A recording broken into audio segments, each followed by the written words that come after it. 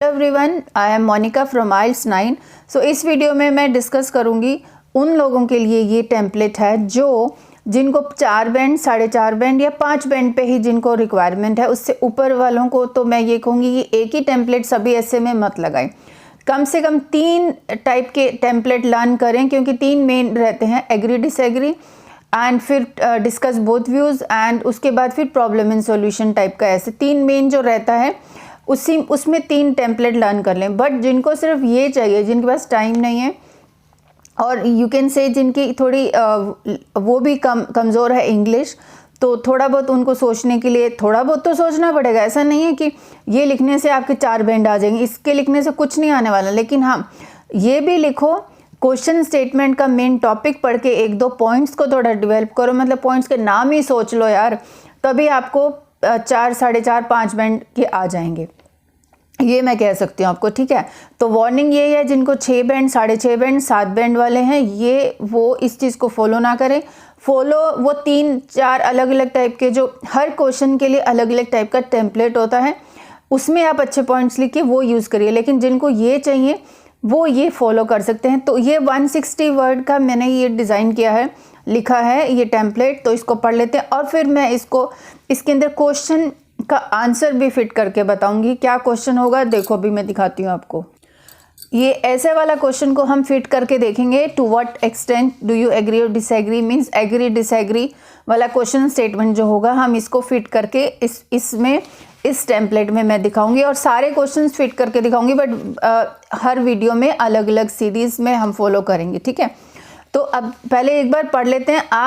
आपका जो काम है वो क्या करना है, आपने स्क्रीनशॉट तो लेना ही है, लेकिन अगर हो सके तो साथ साथ में आप ये वर्ड्स जो यहाँ लिखे हैं, जो मैंने ये सेंटेंसेस लिखे हैं, इनको कॉपी में नोट करो। बिकॉज आप पेन पेपर ही देने वाले हो ना एग्ज़ाम, तो पेन पेपर एग्ज़ाम में तो भाई लिखना पड़ेगा। तो जब लिखोगे तो ये लर्न होगा ना, बिना लिखे तो क्या स्क्रीनशॉट ले लोगे, उससे कुछ नहीं होने वाला। साथ साथ में बैठ के लिखो, तब लर्निंग होने वाली है। पढ़ लेते हैं। तो ये इंट्रोडक्शन है। It is an undeniable fact that dash plays an, this is an not am, an important role in our daily life. Some people argue that, अब ये जो blank है यहाँ पे मैं क्या भरने वाली हूँ, अभी क्वेश्चन स्टेटमेंट के अकॉर्डिंगली दिखाती हूँ।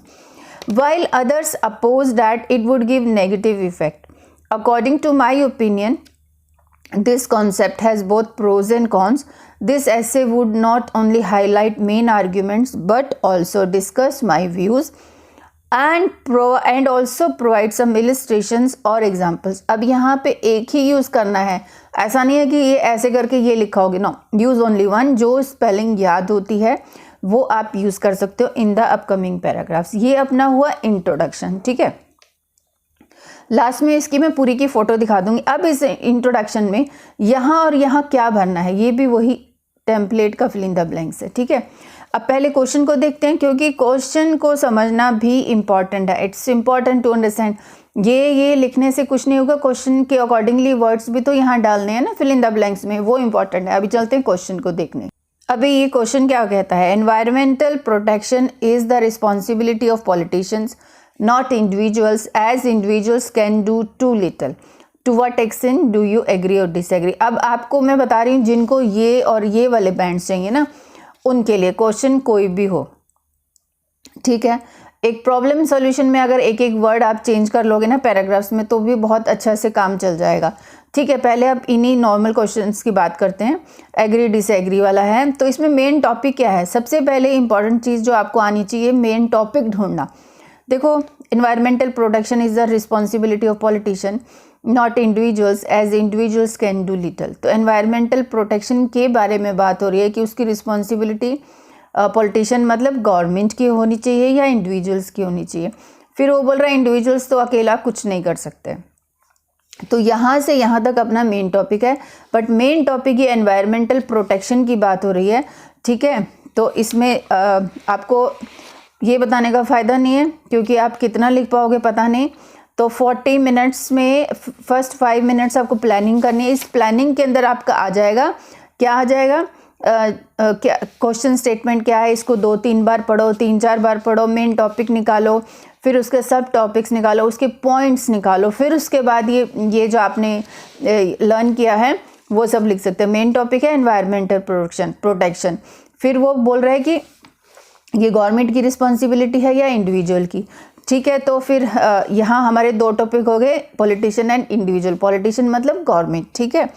तो ये आपको वोकेबलरी देखनी है तो आप देख सकते हो, ये वोकेबलरी है, इसके लिए हम ये वर्ड्स यूज़ कर सकते हैं। आप चेक कर लो, पढ़ सकते हो, स्क्रीन पोज करके, आपको थोड़ा लर्निंग ही हो जाएगी ना, क्योंकि जब आप ऐसे लिखोगे थोड़ा बहुत वर्ड्स चेंज कर दोगे तो बहुत अच्छी बात है, ठीक है। सो ये इसकी वोकेबलरी है, ठीक है। अभी हमने ये देख लिया, अभी हम पॉइंट्स को ब्रेनस्टॉर्म करेंगे कि पैराग्राफ में क्या क्या लिखना है, लेकिन पहले हम इंट्रोडक्शन लिख रहे हैं। अब यहाँ हमारा ये है इंट्रोडक्शन का टेम्पलेट, इसके अंदर हमने एक्चुअल चीज़ क्या भरनी है वो देख लेते हैं अभी। अब देखो हमारा मेन टॉपिक क्या था। सबसे पहले जो लाइन है, it is an undeniable fact that environment की बात हो रही थी, और प्रोटेक्शन भी लगा सकते हो, बट यहाँ एनवायरनमेंट को मैं लेके चलूँगी। Environment plays an important role in our daily life, ठीक है। ये थोड़ा लंबा हो गया और यहाँ स्पेस कम थी तो ये ऐसे मुझे लिखना पड़ रहा है। उसके बाद सम पीपल आर्ग्यू दैट जो क्वेश्चन स्टेटमेंट दिया है ऐसा का ऐसा ही आप लिख दो, same to same. Environmental protection is the responsibility of politicians not individuals. देखो सेम टू सेम लिख दिया मैंने, ये पूरा का पूरा मैंने ऐसे कैसे इसको चेप दिया है। उसके बाद वो आगे वाली लाइन में क्या बोल रहा है, while others suppose that it would give negative effect. ये सेम टू सेम, इसमें हमने कुछ भी नहीं चेंज किया है, सेम टू सेम लिखना है। ओनली यहाँ पे आपको टॉपिक फिट करना है, यहाँ पे आपकी क्वेश्चन स्टेटमेंट आएगी, कुछ भी नहीं आएगा और, ठीक है। ये हमारा हुआ बॉडी पैराग्राफ 1। आप देखो इसको, सेम टू सेम स्टेटमेंट मैंने लिख दी है। Environmental protection is the responsibility of politicians not individuals. So अभी आप जो लिखना चाहते हो, as individuals can do little better. So तो ये आप पूरा को पूरा लिख दो, ठीक है। अब चलते हैं बॉडी पैराग्राफ 1 पे। अब 1 बॉडी पैराग्राफ में क्या है, डिस्पाइट। अब हम सबसे पहले लिखेंगे एडवांटेजेस। किसके लिखेंगे एडवांटेजेस? हाँ, तो अब ये क्वेश्चन था, हम तो टेम्पलेट तो लिख रहे हैं, एडवांटेजेस डिसएडवांटेजेस के अकॉर्डिंगली लिखेंगे कि कोई भी ऐसे हो, फर्स्ट में लिख दो एडवांटेजेस, दूसरे में लिख दो डिसएडवांटेजेस। लेकिन थोड़ा ये सोचने की बात है कि एडवांटेजेस किसके, एनवायरमेंटल प्रोटेक्शन के तो नहीं लिख सकते ना। एनवायरमेंटल प्रोटेक्शन एक मेन है, बट उससे रिलेटेड गवर्नमेंट रिस्पॉन्सिबिलिटी और इंडिविजुअल रिस्पॉन्सिबिलिटी की बात करेंगे। गवर्नमेंट रिस्पॉन्सिबिलिटी जब होगी एनवायरमेंटल प्रोटेक्शन के लिए तो क्या फ़ायदे हो सकते हैं, तो इसमें ब्रेनस्टॉर्मिंग देखो ये है। तो गवर्नमेंट जब एनवायरमेंटल प्रोटेक्शन करती है तो लॉ मेकर्स जो हैं वो लॉ मेकर्स हैं, उनके पास पावर होती है, ठीक है। उनके पास क्या होता है, उनके पास मनी होती है बहुत ज़्यादा, मतलब बिग बजट्स होते हैं, उनके पास फाइनेंसेस होते हैं। मनी से ज़्यादा अच्छा वर्ड फाइनेंसेस, बजट्स होते हैं। तो इसलिए हम लोग ये लिख सकते हैं, ठीक है। एंड जो पीपल है वो helpful in following laws, personal level try कर सकते हैं, सोशल कैंपेन्स भी लिख सकते हैं।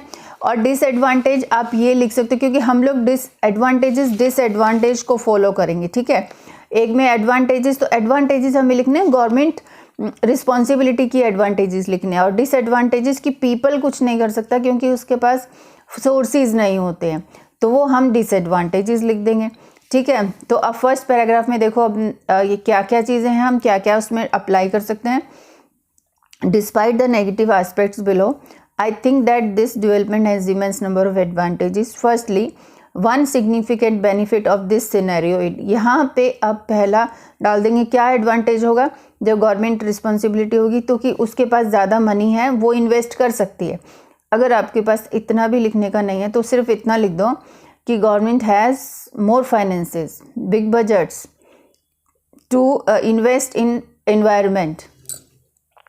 ये देखो फर्स्ट पॉइंट मैंने क्या लिखा, क्या एडवांटेजेस है, government have more finances and big budgets. अगर आपको कुछ नहीं लिखना आता तो ये पॉइंट तो लिख ही सकते हो ना कि गवर्नमेंट के पास ज़्यादा पैसा है और बिग बजट्स है, ठीक है। ये एडवांटेजेस हुआ जो कि कॉमन पीपल के पास नहीं होता है। फिर एग्जाम्पल क्या देनी है, this can be exemplified by the fact that. अब मैं वेस्टर्न कंट्रीज़ की एग्जाम्पल दे रही हूँ जो हर जगह आप लगा सकते हो। अब ये देखो, फर्स्ट पॉइंट ये हुआ, फिर उसकी example, this can be exemplified by the fact that. यहाँ पे मेरा फिट नहीं आ रहा था तो मैंने पूरी लाइन लिख दी। वेस्टर्न, यहाँ से शुरू करना है ये, western countries like the UK, the USA are spending more money on environmental issues. आप ये लिख सकते हो, मैंने पूरी लाइन नहीं लिखी है बट आप पूरी लिखोगे, ठीक है। उसके बाद second point, another major positive point is that. अब अनदर मेजर पॉजिटिव पॉइंट क्या हो सकता है? नाउ देखो, another major positive point is that क्या politicians have power to implement the laws to save our environment in the country. तो ये point यहाँ से शुरू हो रहा है लेकिन मैंने थोड़ा लंबा करके लिखा तो इसलिए यहाँ पूरा नहीं दिख रहा आपको। तो पॉलिटिशियन के पास पावर होती है to implement the laws to save our environment in the country. जिनको इंग्लिश नहीं आती है, थोड़े बहुत ये टॉपिक्स रिलेटेड ऐसे सेंटेंस बनाओ, आपको आ जाएंगे बैंड्स, ओके। तो यहाँ से शुरू होगा, politicians have power to implement the laws to see our environment in the country.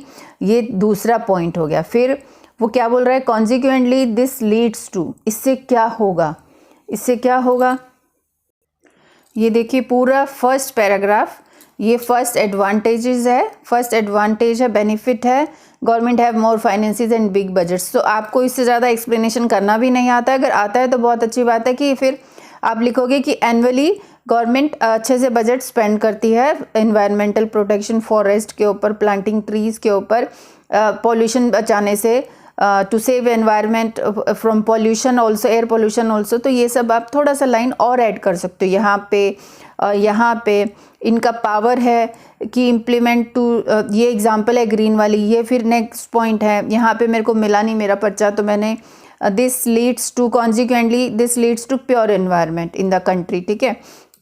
And ये लास्ट पॉइंट अगर लिखना चाहो तो लिख सकते हो, environment saving by government in this world, sorry.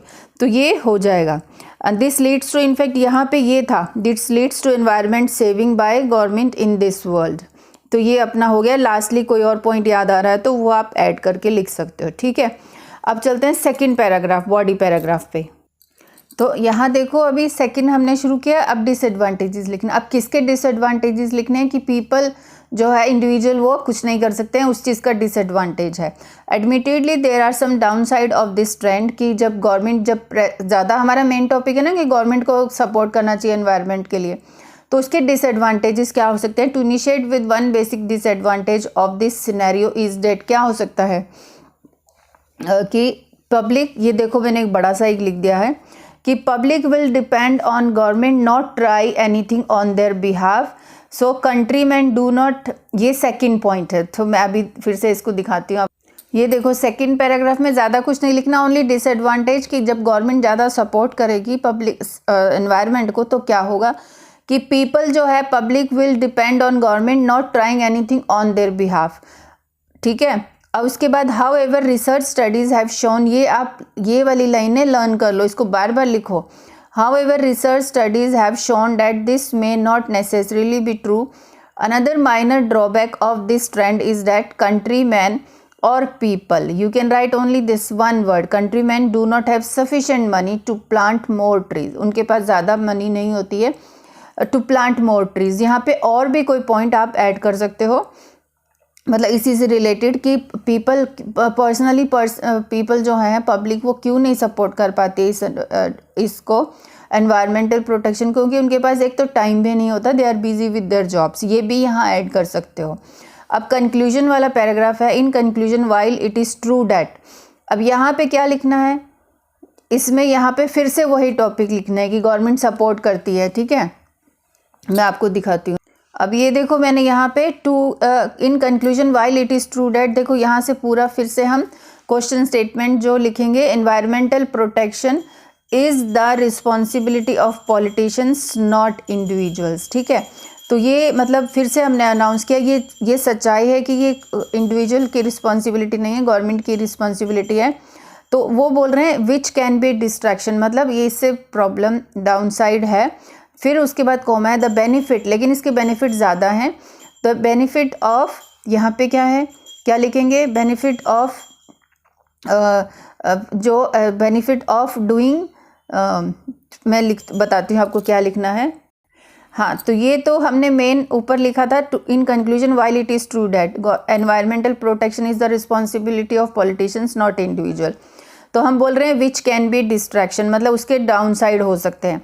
फिर भी हम लिख रहे हैं कॉमा लगा के द बेनिफिट्स ऑफ, फिर ये लिखना है the benefits of environment saving by governments in this world far outweigh the drawbacks, कि मीन्स उसके ड्रॉबैक्स बहुत कम है, बेनिफिट ज़्यादा है। The benefits of environment saving by government in this world far outweigh the drawbacks, ये line लिखनी है। फिर उसके बाद last line, therefore I personally believe that there should be a balance approach to rectify the issue. Okay, ये इसको आप ऐसे लिख सकते हो।